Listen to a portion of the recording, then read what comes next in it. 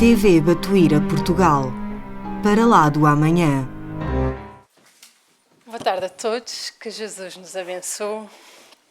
Hoje o tema da nossa palestra, ou da nossa conversa, é o homem de bem.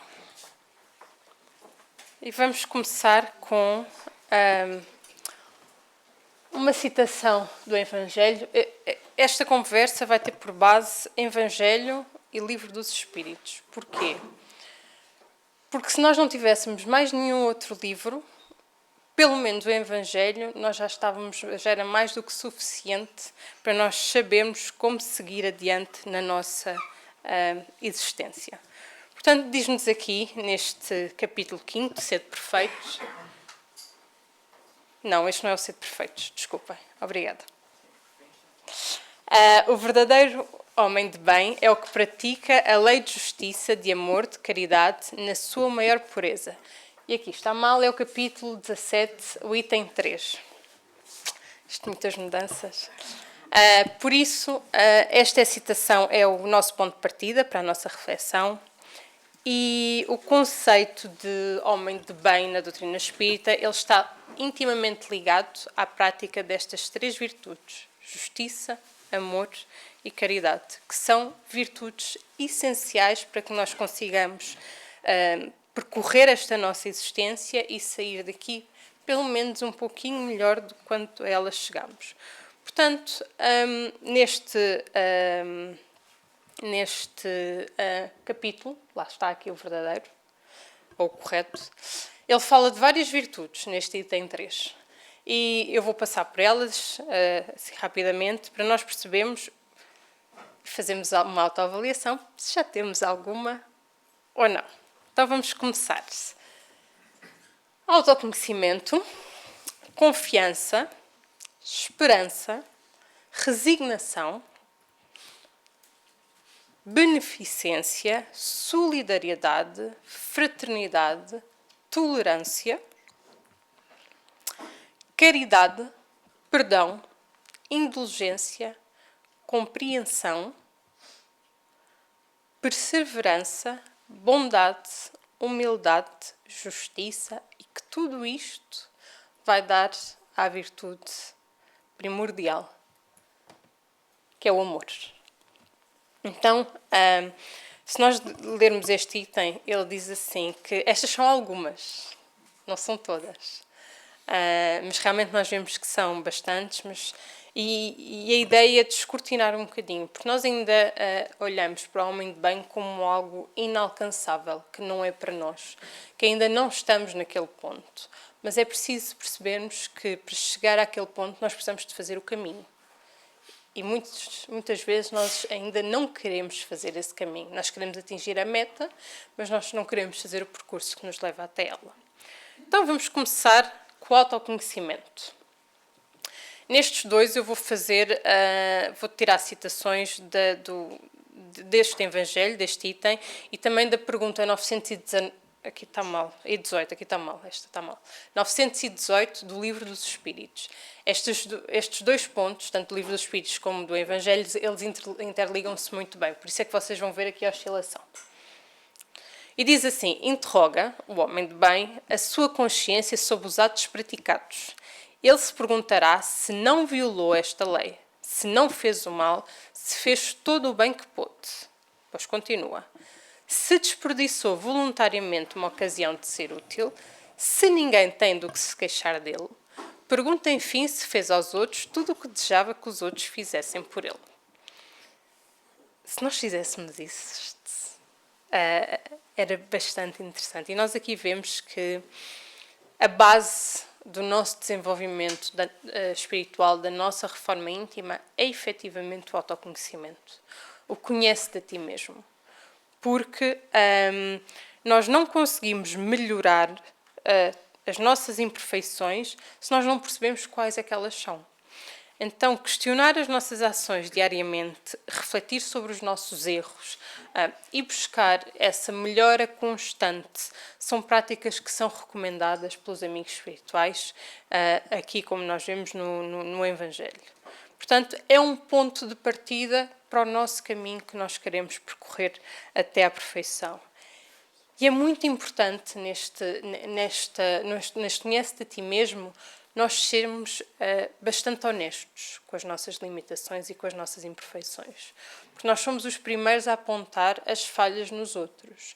Mas quando tem a ver connosco, nós somos os primeiros a digamos, varrer a poeira para debaixo, a sujidade para debaixo do tapete, a fazer vista grossa. E não pode ser. Nós precisamos efetivamente ser extremamente honestos, porque quando não o somos, nós só estamos a enganar a uma pessoa, que é nós próprios. Porque a Deus, a Jesus e aos amigos espirituais nós não conseguimos enganar. Portanto, só estamos a adiar o nosso percurso.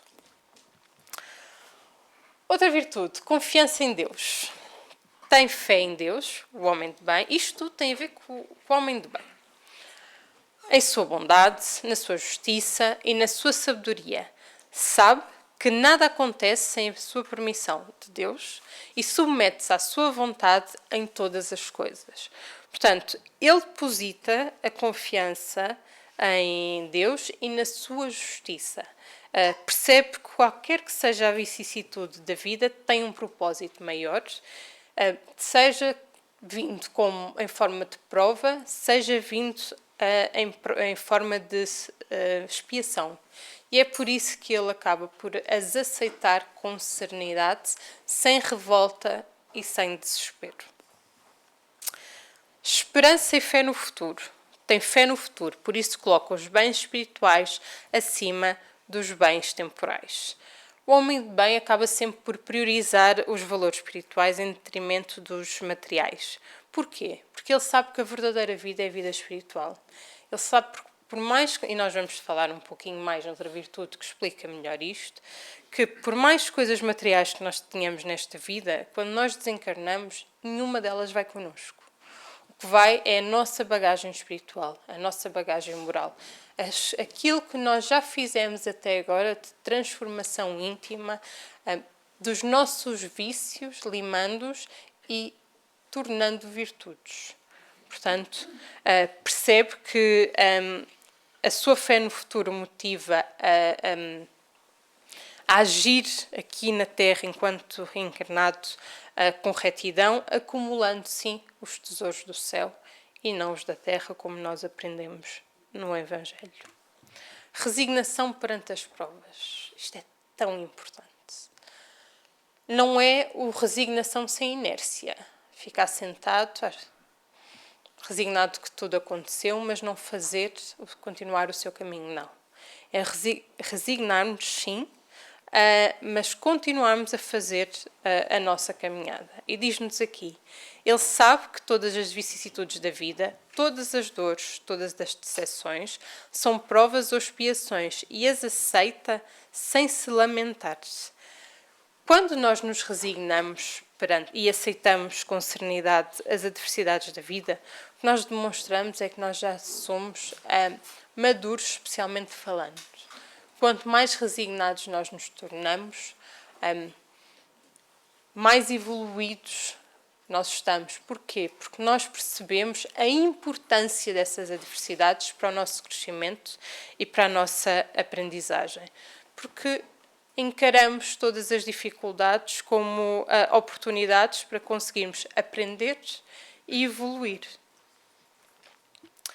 Caridade e beneficência. O homem de bem, inspirado pelo sentimento de caridade e de amor ao próximo, faz o bem pelo bem, sem esperança de retorno. Retribui o mal, toma a defesa do fraco contra o forte e sempre sacrifica o seu interesse pela justiça. E quando ele fala aqui em caridade, não é caridade de dar esmola. É caridade espiritual.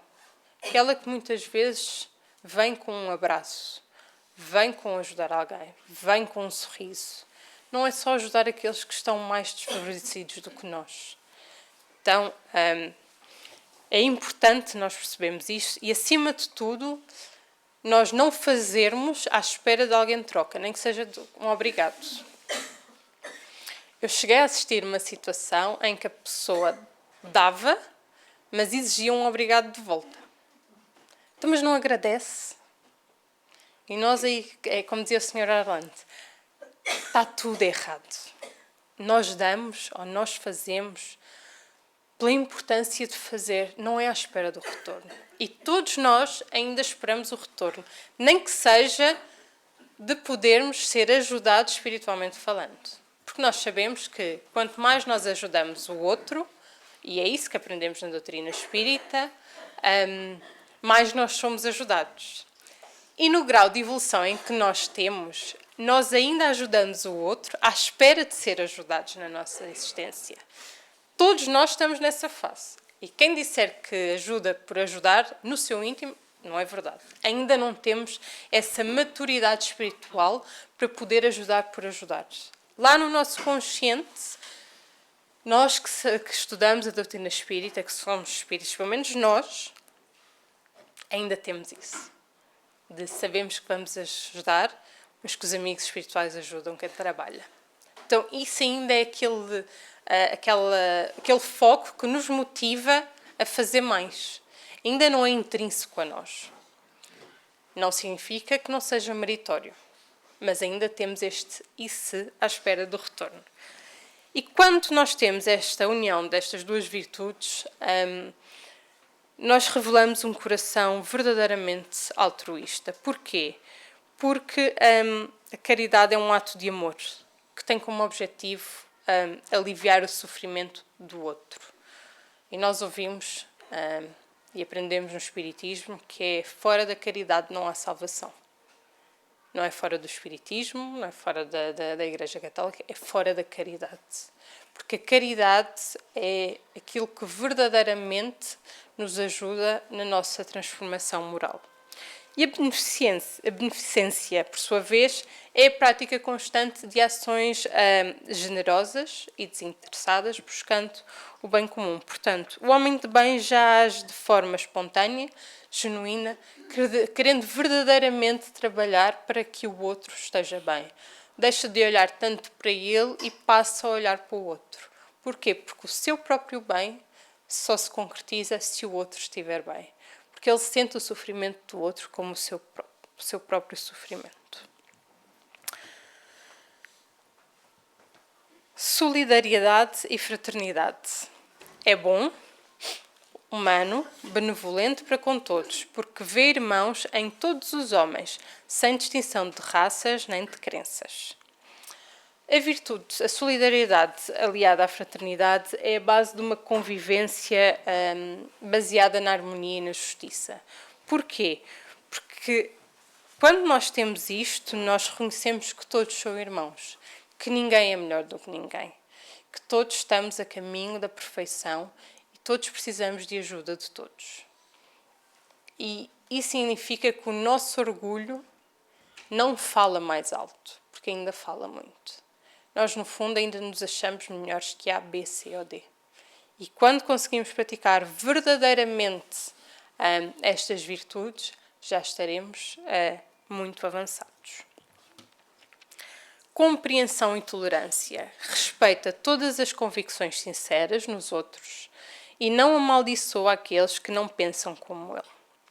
A tolerância implica compreender, aceitar e respeitar as diferenças e crenças alheias.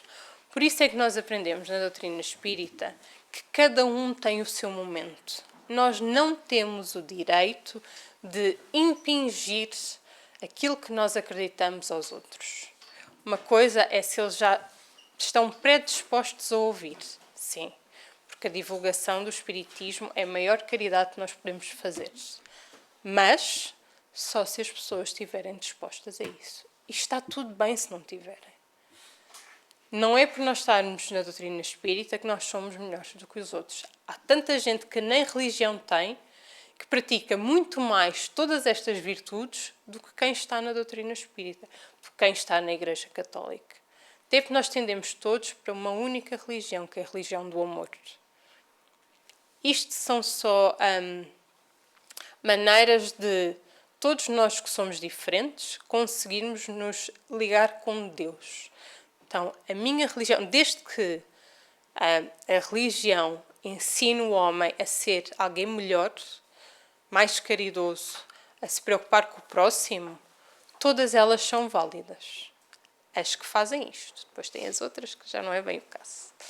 Então, nós não temos que impingir nada a ninguém. Quando a pessoa estiver disposta, de coração aberto para ouvir, temos toda a vontade para o fazer.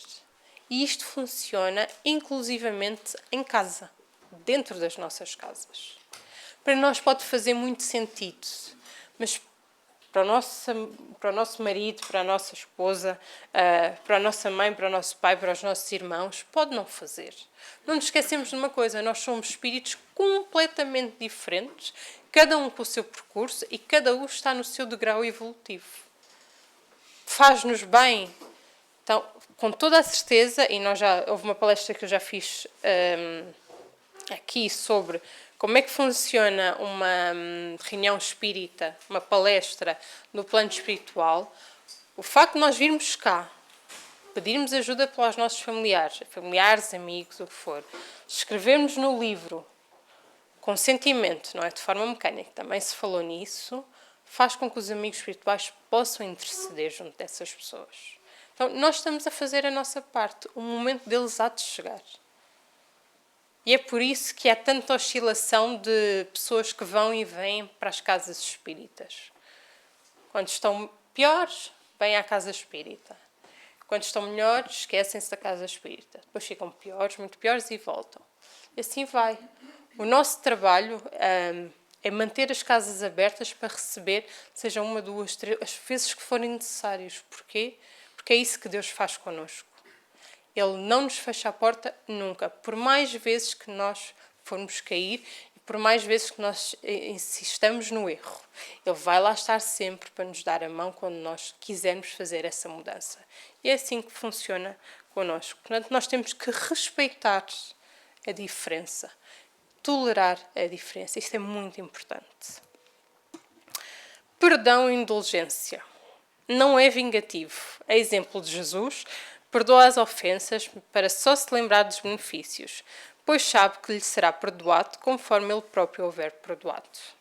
E depois mais à frente diz assim: é indulgente para com as fraquezas dos outros, porque sabe que também necessita de indulgência e se recorda destas palavras do Cristo, que aquele que está sem pecado atira a primeira pedra. Nós somos muito rápidos a apontar o dedo ao outro. Nós somos muito rápidos a não querer perdoar.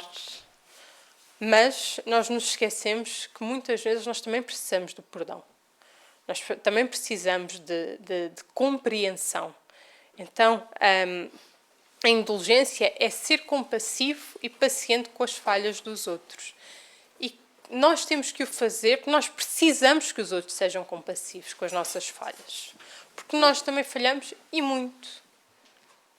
Então, nós temos que fazer aos outros aquilo que nós queremos que façam connosco. Perseverança no bem. Estuda as suas próprias imperfeições e trabalha incessantemente para combatê-las. Todos os seus esforços são empregos para que amanhã possa dizer que existe nele algo melhor do que na véspera. A jornada espiritual exige muita perseverança. E o que é que acontece? Um homem de bem está sempre atento às suas imperfeições e sempre empenhado para corrigi-las. É fácil? Não. Porque isto é contínuo. Não é um trabalho de casa que é feito num determinado momento e depois fica tudo bem. Não. Isto é um trabalho contínuo. A reforma íntima é um trabalho contínuo. Por isso é que muitas vezes as pessoas chegam às casas espíritas com várias maleitas, querem ser curados de imediato e quando percebem, numa casa séria, que a cura vem de dentro, vem através da reforma íntima, vão-se embora. Porquê? Porque isto dá trabalho e nós não queremos ter trabalho. Se nós pudéssemos ser carregados, era aquilo que nós queríamos, mas não podemos. Podemos espernear, podemos bater o pé, podemos nos revoltar o que for, as coisas não vão mudar. Porque existe uma lei que é inviolável, que é a lei do livre-arbítrio. Todos nós temos o nosso livre-arbítrio e ninguém pode interceder nele. Portanto, é algo que nós temos que trabalhar. E o verdadeiro esforço, verdadeiro crescimento, qualquer que seja a situação, seja a nível financeiro, seja a nível de trabalho, seja a nível de família, qualquer situação só é bem sucedida se nós formos perseverantes. Se nós errarmos, acertarmos, voltarmos a errar, acertar, até as vezes que acertarmos forem muito mais do que aquelas que nós erramos, porque nós vamos aprendendo com os erros. Então, todas aquelas pessoas que são pessoas verdadeiramente bem-sucedidas, materialmente falando, espiritualmente é outra coisa, mas vamos ver pela parte material, sem ser aqueles que nasceram, como se diz no Brasil, herdeiros, né? Esses não contam.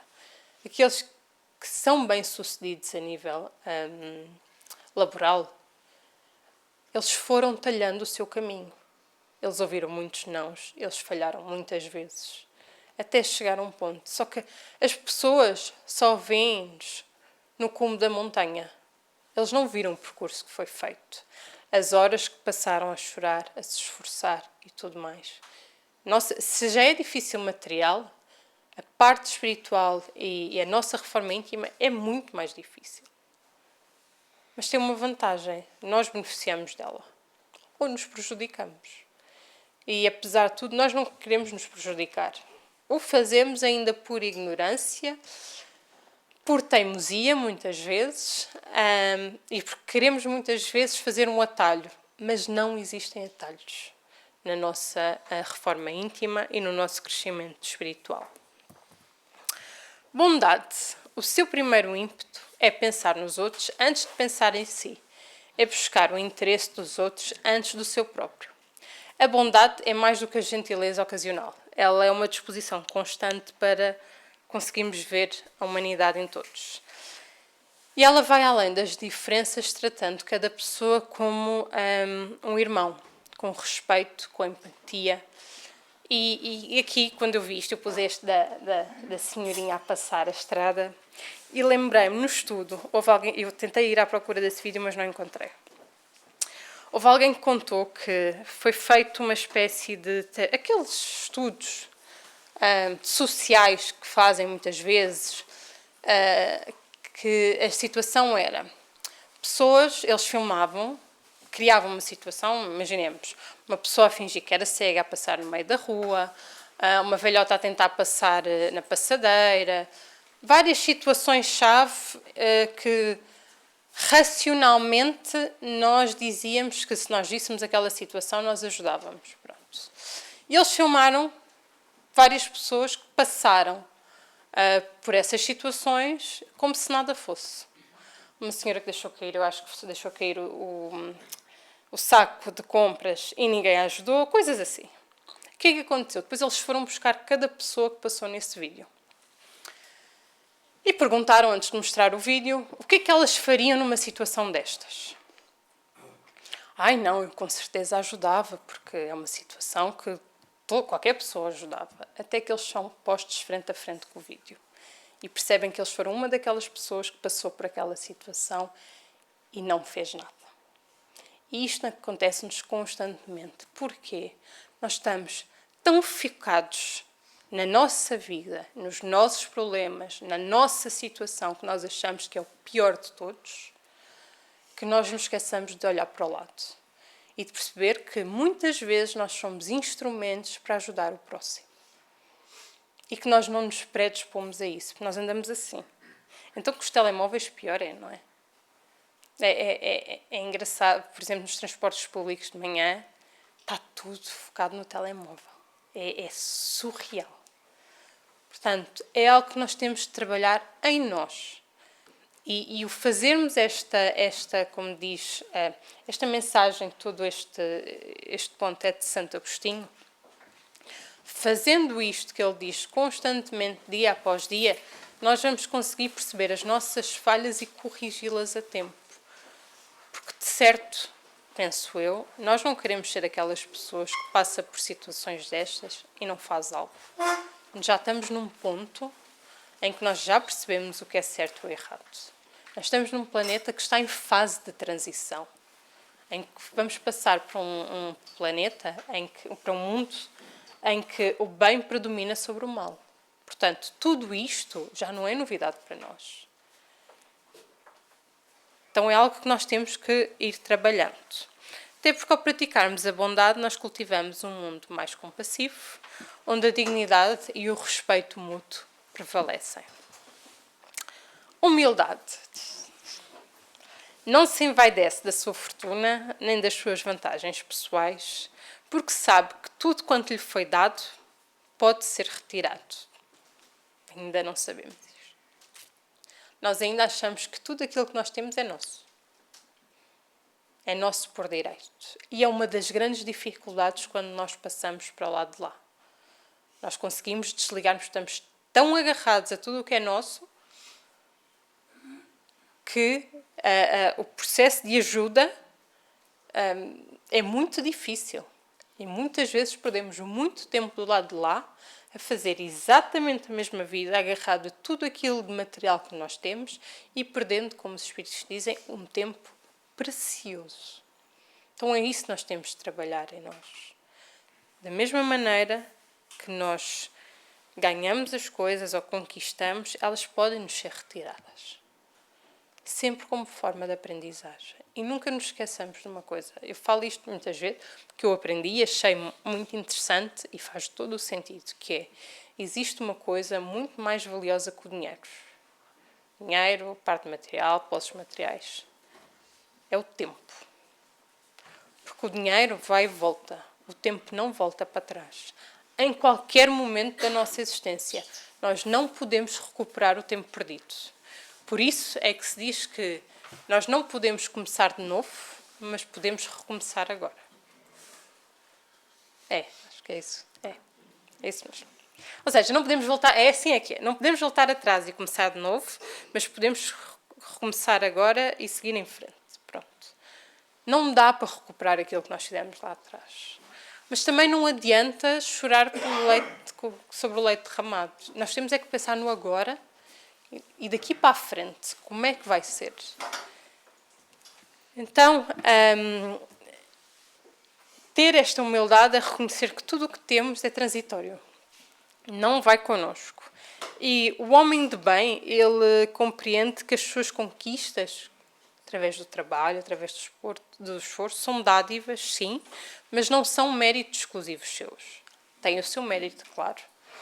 Porque quando é conquistado com o trabalho, tem todo o seu mérito. E que em algum momento pode ser retirado. Por alguma razão. Então, ele mantém-se sempre simples e acessível, sem nunca se considerar melhor do que o outro. E o que é que também implica a humildade? Que isso é mais difícil. Bem mais difícil. Ouvir com atenção. Nós temos muito o hábito de falar, mas muito pouco de ouvir. E ouvir com atenção porquê? Porque nós conseguimos aprender com os nossos erros, ouvirmos as críticas construtivas sem nos sentirmos melindrados, sabendo que há sempre espaço para nós podermos corrigir, e muitas vezes o outro consegue ver coisas em nós que nós ainda não conseguimos ver devido ao nosso orgulho. Então, é um exercício contínuo de autorreflexão e de colocar o bem comum acima do nosso orgulho. Justiça. O homem de bem, enfim, respeita nos seus semelhantes todos os direitos que as leis da natureza lhes concedem. Como desejaria que os seus fossem respeitados? E a justiça, neste contexto que ele fala, vai além da parte material.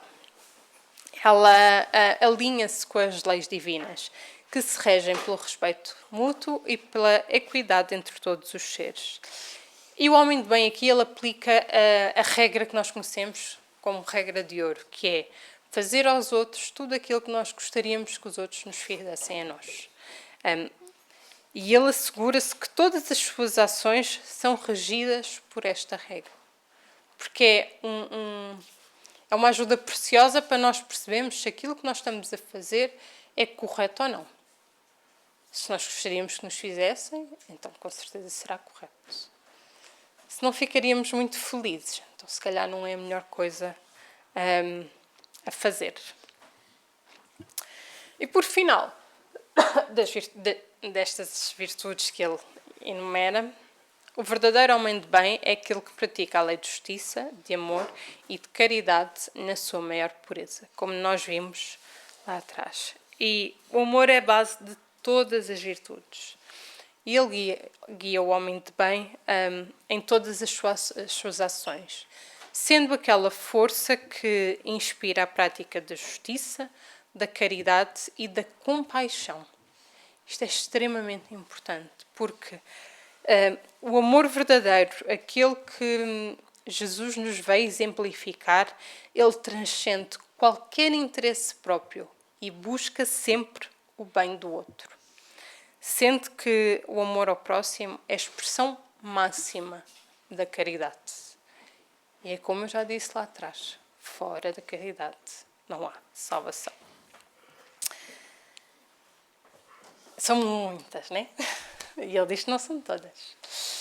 Depois disto, porque isto também, como vos disse, estava na pergunta 918, Kardec, na pergunta 919, vai perguntar: qual o meio prático mais eficaz para se melhorar nesta vida e resistir ao arrastamento do mal? Porquê? Ele tinha noção da nossa imperfeição. Nós ainda somos imperfeitos. Ele queria perceber como é que nós, mesmo com estas imperfeições, conseguíamos nos melhorar para sair daqui um pouquinho melhores do que quando chegámos nesta existência. Eles dizem: um sábio da antiguidade vos disse, conhece-te a ti mesmo. Então, nós neste trecho percebemos que um dos pilares fundamentais da reforma íntima é efetivamente o conhece-te a ti mesmo. Foi pelo que eu disse lá atrás. Nós não nos conseguimos melhorar se nós não soubermos o que temos que melhorar em nós. Então, é algo que nós precisamos de fazer constantemente para percebermos qual o caminho que temos a traçar na nossa reforma íntima. Se nós ficarmos focados, trabalhando com compromisso na nossa reforma íntima, nós vamos nos tornando cada vez melhores. Vamos limar as arestas que ainda trazemos nos nossos corações e, com toda a certeza, vamos nos predispor a receber tudo aquilo de bom que nós vamos dar. Porque com a nossa reforma íntima, nós vamos deitando fora tudo aquilo que nós temos de menos bom. Através da prática de tudo o que foi falado até agora. Mas Kardec foi mais longe. 919, aí diz assim: concebemos toda a sabedoria dessa máxima. Porém, a dificuldade é precisamente a de conhecer-se a si mesmo. Qual é o meio de consegui-lo? Como é que nós conseguimos conhecer-nos a nós próprios? E quem vem falar, quem vem responder é Santo Agostinho, que nos diz assim: fazer o que eu mesmo fazia quando vivi na Terra. No final do dia, interrogava a minha consciência, passava em revista o que tinha feito e me perguntava se não havia faltado a algum dever, se ninguém tiver motivo de se queixar de mim. E ele depois vai falar de vários pontos que ele fazia, que nós vamos falar um bocadinho, descortinar um bocadinho. Aqui nós já sabemos, esta é a base de tudo, compreender a importância do autoconhecimento, do conhece-te a ti mesmo, porque ela é a chave da melhoria individual, da reforma íntima. Realizar uma reflexão diária, como ele disse, no final de cada dia, nós reservamos um momento para percebermos como é que foram as nossas ações daquele dia. Perguntar-nos: será que eu fiz todo o bem que podia ter feito? Será que eu cometi alguma falta? Será que alguém, se lhe perguntasse se teria razões para ter alguma queixa de mim, teria? Será que eu fiz tudo o que estava ao meu alcance? E se nós fizermos isso constantemente nos nossos dias, nós vamos estar mais do que a tempo. Em vez de correr atrás do prejuízo, nós vamos conseguindo aos poucos corrigir aquilo que ainda trazemos dentro de nós menos bom. Fazer perguntas objetivas a si mesmo. Fazer perguntas claras e precisas e não temais multiplicá-las. Pode-se muito bem gastar alguns minutos para conquistar uma felicidade interna. Procurarmos formular perguntas diretas sobre as nossas ações e as nossas intenções.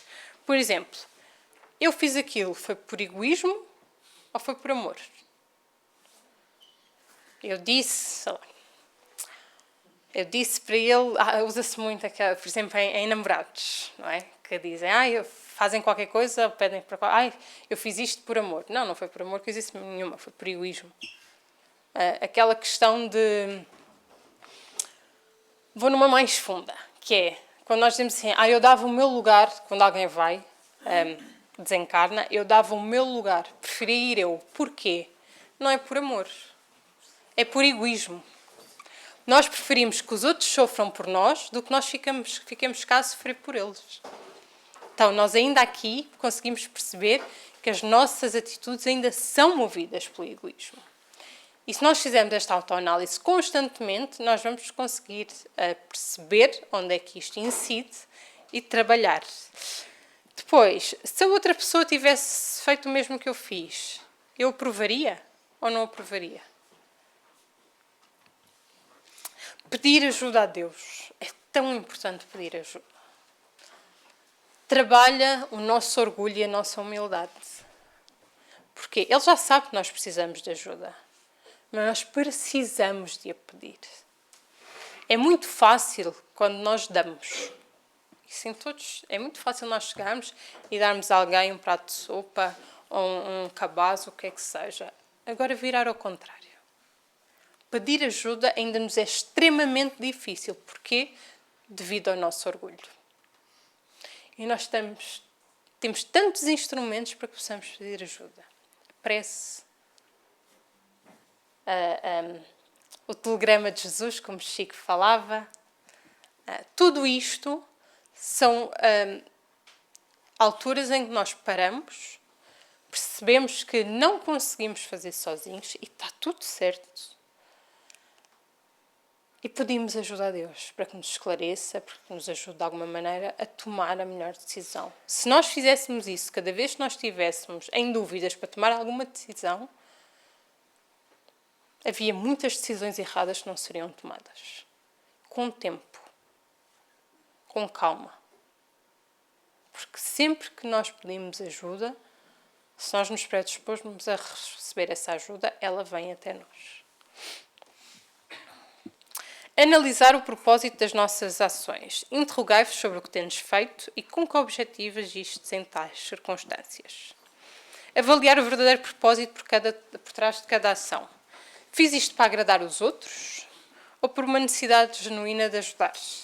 Fiz isto para parecer bem perante os outros ou porque eu quero verdadeiramente ajudar?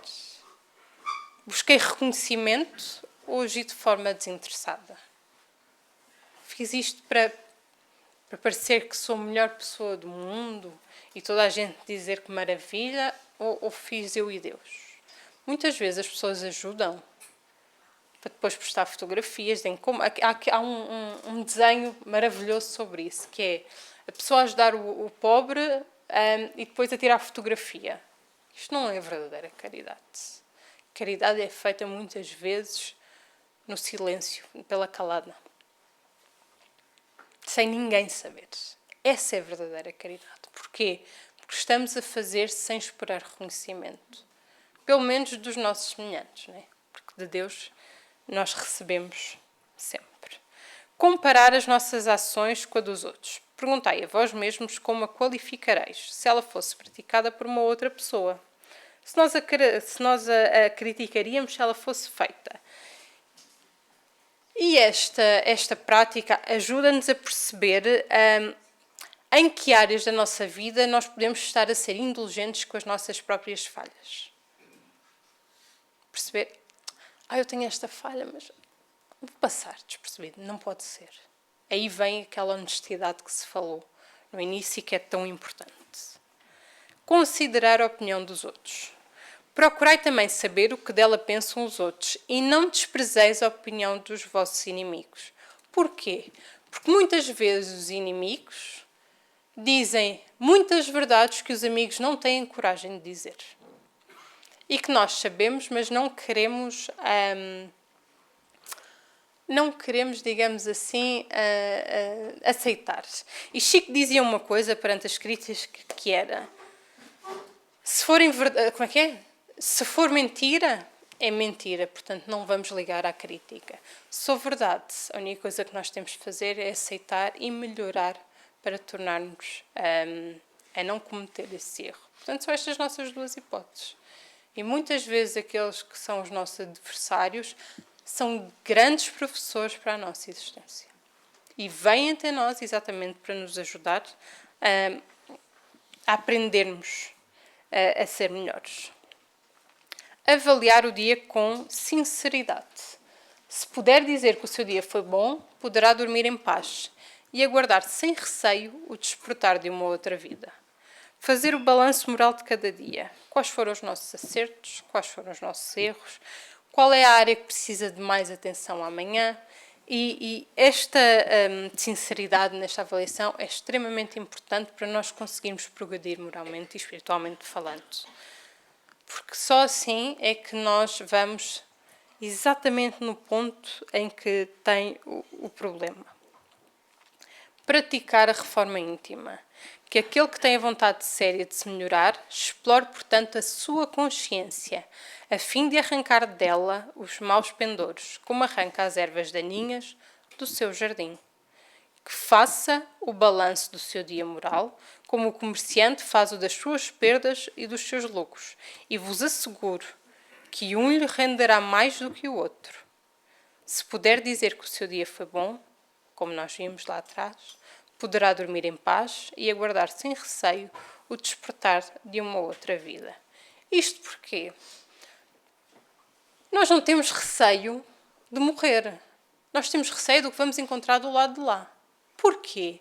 Porque no momento em que nós estamos mais perto, quando sabemos, ou por velhice ou o que for, não quando são acidentes assim muito repentinos, mas quando estamos perante este momento, nós começamos a fazer a introspeção de tudo o que aconteceu. E começamos a perceber que se calhar não agimos daquela maneira que devíamos agir. Podíamos ter sido melhores. Só que aí não há mais tempo para corrigir. Nesta reencarnação. Então teremos que vir para a próxima para corrigir.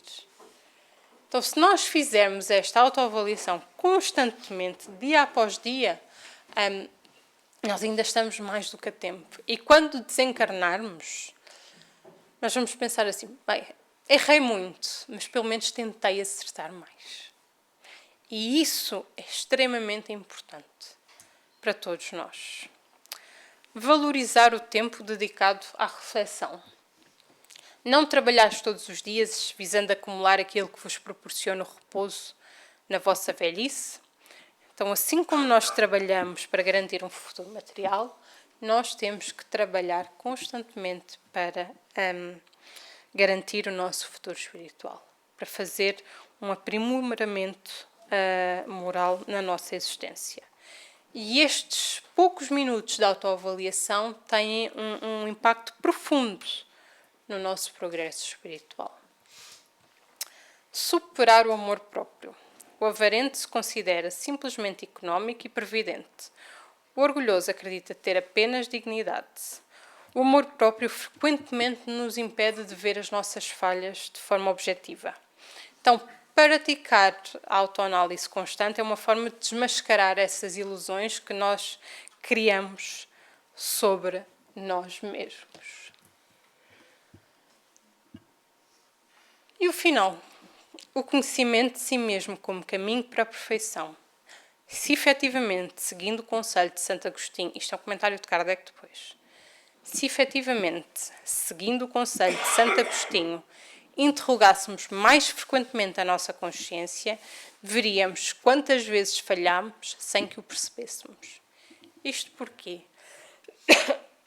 Porque nós achamos que fomos lançados aos lobos, que não sabemos o certo e o errado, mas Deus deu-nos a consciência. E a consciência diz-nos sempre se está certo ou se está errado. A questão é que muitas vezes nós não queremos ouvir e optamos pelo caminho menos certo. Mas ela, se nós perguntarmos, está sempre lá para nos dizer. E é ela que depois nos vai acusar. mais ninguém. Então, nós temos este também outro instrumento precioso para nos ajudar a perceber para que caminho é que nós vamos. Ainda temos tempo. Eu fui a seguir, temos o item, eu acho que este é o quarto. É, não é? Pronto. Que é os bons espíritas. Porque agora vamos falar em nós, não é? Que diz assim: o espiritismo bem compreendido, mas principalmente bem sentido, forçosamente conduz aos resultados acima mencionados, que caracterizam o verdadeiro espírita, assim como o verdadeiro cristão, porquanto um e outro agem da mesma forma. O espiritismo não cria nenhuma nova moral, ele facilita aos homens a compreensão e a prática da moral do Cristo, dando uma fé sólida e esclarecida àqueles que duvidam ou vacilam. Portanto, o espiritismo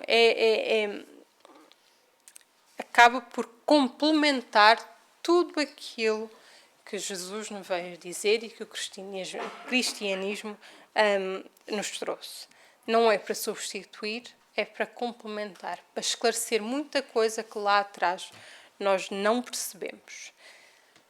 Ele diz: muitos dos que acreditam nos factos das manifestações, no entanto, não compreendem as suas consequências, nem o seu alcance moral.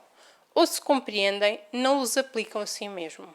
Não é por estarmos numa casa espírita que isto tudo, para nós, é super fácil. Não é. Não é por estudarmos que torna-se quase intrínseco. Não é. Porque nós estamos aqui. A questão é que ele tem que passar para aqui. Isso é muito difícil. Mas porquê? Por causa da doutrina espírita em si? Porquê que isto acontece? Porque não há uma clareza na doutrina espírita? E ele diz-nos assim: não. Visto que ela não contém alegorias nem figuras que possam dar lugares a falsas interpretações. A clareza é a sua própria essência, é o que lhe dá poder, porque ela vai direto à inteligência. A doutrina espírita é extremamente clara perante os assuntos. E baseada na razão. Para quê? Para que possamos construir uma fé sólida, raciocinada. Então não é por falta de clareza que muitos não percebem isto. É necessário uma inteligência fora do comum para compreendê-la? Então, se calhar somos todos muito desprovidos de inteligência e não conseguimos compreender. É isso? E ele diz-nos: não. Pois vêem-se homens de uma capacidade notória que não a compreendem, enquanto que inteligências vulgares, de jovens mesmo, apenas saídos da adolescência, aprendem com uma admirável justeza os seus detalhes mais delicados. Isto não vem da inteligência material, isto vem da bagagem que nós trazemos. Por isso é que não é por estarmos mais ou menos tempo numa casa espírita que isso vai influenciar na nossa caminhada. Não. Há muita gente que entra de novo que já tem uma bagagem muito maior do que aqueles que já começaram há mais tempo nesta encarnação. Então é algo que nós sentimos pelo coração, pela nossa transformação moral, pela nossa caminhada evolutiva. Daí muitos homens e mulheres que aparentemente, a nível de inteligência aqui, podem não ser grandes génios, mas que percebem isto muito melhor do que grandes mentes científicas. Porque isto vem do coração. E isso é que ainda nos custa tanto. Em algumas pessoas, os laços da matéria são ainda muito fortes, para permitir aos espíritos ligar-se das coisas da terra. A obscuridade que as cerca tira-lhes a visão do infinito. Eis porque não conseguem romper facilmente nem com os seus gostos, nem com os seus hábitos, pois não entendem que possa haver algo melhor do que aquilo que possuem. Tais pessoas são espíritos imperfeitos, alguns dos quais ficam pelo meio do caminho ou se afastam dos seus irmãos de crença, porque recuam diante da obrigação de se reformarem, ou então reservam as suas simpatias para aqueles que partilham as suas fraquezas ou as suas prevenções. Daí eu ter dito que numa casa espírita séria, em que se diz que o que nós temos é que estudar e fazer a nossa reforma íntima, há muita gente que apesar de cada vez que nós vamos estudando mais, nós vamos percebendo a beleza de como tudo funciona, ainda não faz sentido a muita gente. Porquê? Porque ainda vê muita parte material. Faz tudo muito sentido quando vem cá, mas no dia-a-dia não consegue pôr em prática. Lá está, porque ainda está na cabeça, não está no coração, e neste momento ainda nem sequer está disposto a fazer este percurso de cabeça-coração. Entretanto, a aceitação do princípio da doutrina é um primeiro passo, que lhes tornará mais fácil o segundo, a reforma íntima, numa outra existência. Nada é perda de tempo. É tudo uma preparação e cada um tem o seu tempo de aprendizagem. Aquele que pode com razão ser qualificado de verdadeiro e sincero espírita encontra-se num grau superior de adiantamento moral. Porquê? Não por ser espírita, mas porque já traz todas as virtudes do homem de bem. O espírito já domina mais completamente a matéria e lhe dá uma percepção mais clara do futuro. Os princípios da doutrina nele fazem vibrar as fibras, que nos primeiros permanecem insensíveis. Numa palavra, foi tocado no coração e por isso a sua fé é inabalável. Reconhece o verdadeiro espírita pela sua transformação moral e pelos esforços que faz para dominar as suas más inclinações.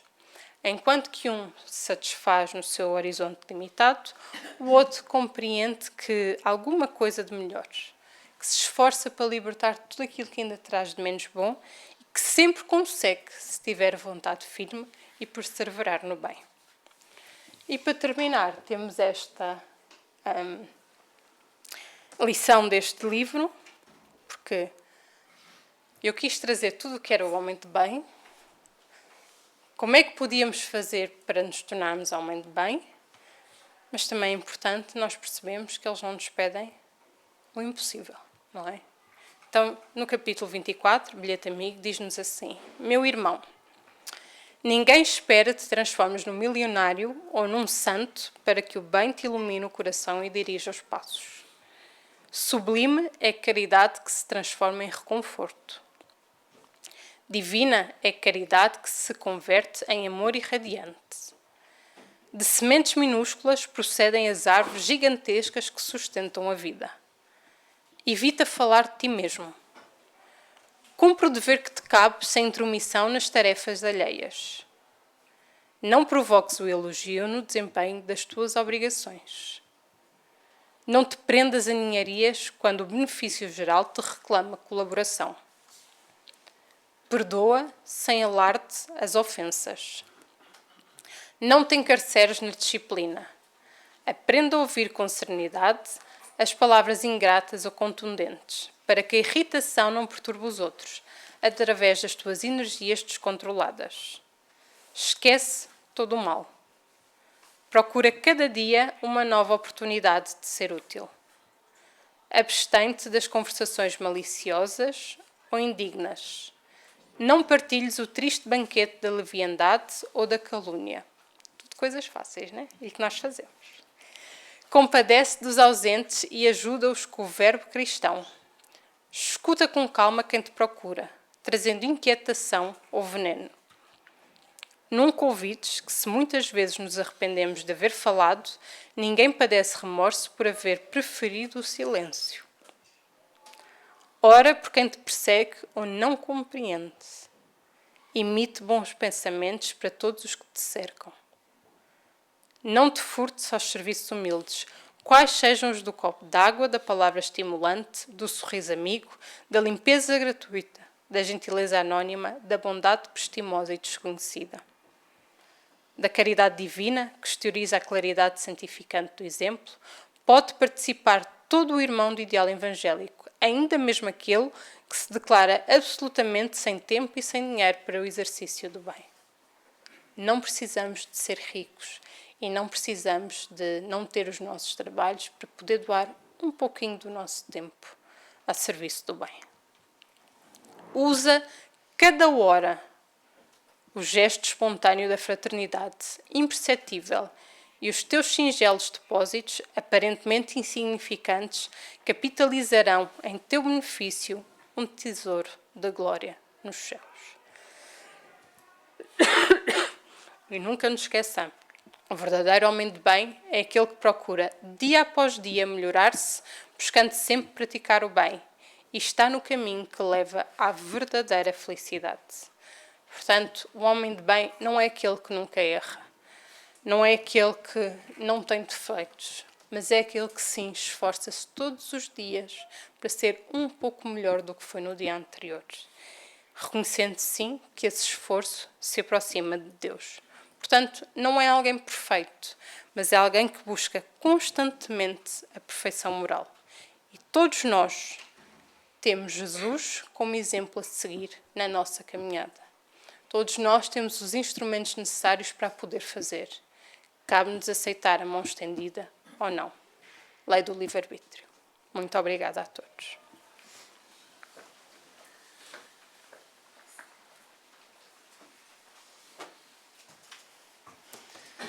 Então, boa tarde mais uma vez.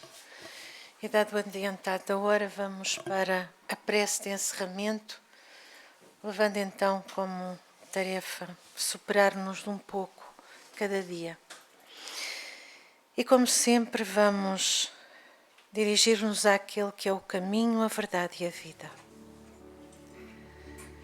Veio até nós exatamente para exemplificar e, através do exemplo, aprendermos pouco a pouco os caminhos que nos levam até ao nosso Pai Criador.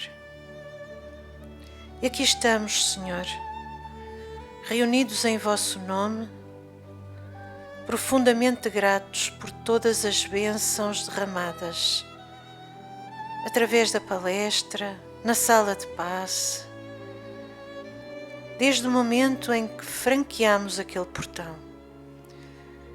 Sabemos que os vossos trabalhadores aqui se encontram para amparar cada coração nos dois planos da vida. E por isso a nossa profunda gratidão por todas as bênçãos que pudemos aqui receber. Rogamos, Senhor, que possamos levar conosco a lição da tarde. Kardec veio alargar o nosso horizonte e os espíritos superiores vieram trazer-nos a mensagem renovada e esclarecedora para que iluminemos os nossos corações. Somos profundamente gratos ao mundo maior pelo consolo e pela esperança que os espíritos nos deixaram, pelo amparo que continuam a doar-nos a cada hora, e por isso vos pedimos que nos ajudeis a trabalhar dentro de nós mesmos e com o nosso próximo, para que nos possamos, Senhor, pouco a pouco, aproximar um pouco mais de vós. Rogamos amparo para o mundo lá fora, rogamos amparo para esta casa que nos acolhe e rogamos, Senhor, que fiques conosco, todos nós que aqui estamos e toda a humanidade encarnada e desencarnada. Sede conosco, Mestre amigo, hoje e sempre, e que assim seja, graças a Deus. TV Batuíra Portugal, para lá do amanhã.